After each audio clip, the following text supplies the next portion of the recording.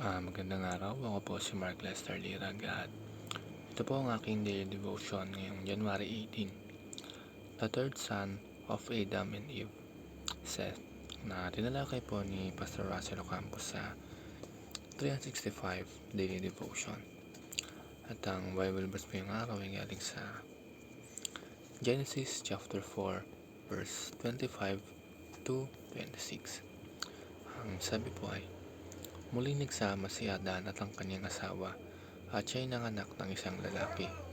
Tinawag niya itong Seth sapagkat aniya, binigyan ako ng Diyos ng isa pang anak na kapalit ni Abel na pinatay ni Cain. Nagkaanak din si Seth ng isang lalaki at tinawag itong Enos. Nang panahong iyon, nagsimulang tumawag ang mga tao sa pangalan ni Yahweh. Ang first teaching ngayong araw is, God provides another messianic line through Seth. Alam nyo, si Abel ay patay na at si Cain naman ay lumayo sa presensya ng Diyos. Mukhang dead end na ang plano para sa kaligtasan ng tao. Pero ito si Seth.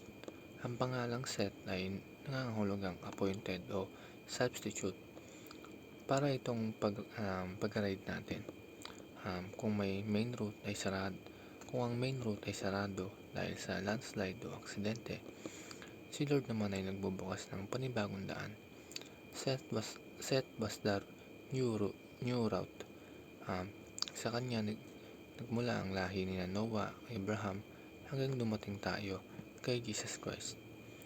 Ang lesson dito, kapag may nawala sa atin, si Lord ang may kayang ibigay na substitute na magpapatuloy ng kanyang plano.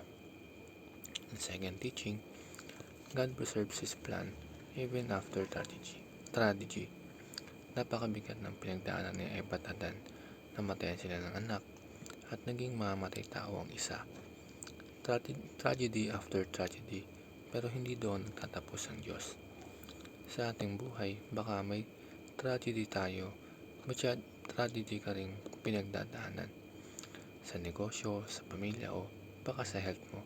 Baka alam mo, game over na. Pero tingnan natin si Seth. God is a God of restoration. Hindi siya basta-basta sumusuko sa atin. Kahit ganong kagulo ang simula, kaya ni Lord ayusin ang dulo. Ang last, God prepares an appointed time to fulfill His promise. Ang sabi sa verse, ng panahong iyon, nagsimulang tumawag ang mga tao sa pangalan ni Yahweh. Hindi agad-agad nangyari ang pagbabago, pero may appointed time ang Diyos. Si Seth ay dumating sa tamang oras para ibalik ang focus ng mga tao sa pagsamba. Minsan naiinip tayo, bakit wala pang update? Bakit hindi pa lumalago ang business? Bakit parang ang bagal ng asenso? Pero remember the name of Seth, appointed. Everything in your life has appointed on time. God is preparing you right now. Huwag kang magmadali sa low gear. Antayin mo yung timing ni Lord para sa swabing cruising. Trust His schedule, not yours. Yun lamang po.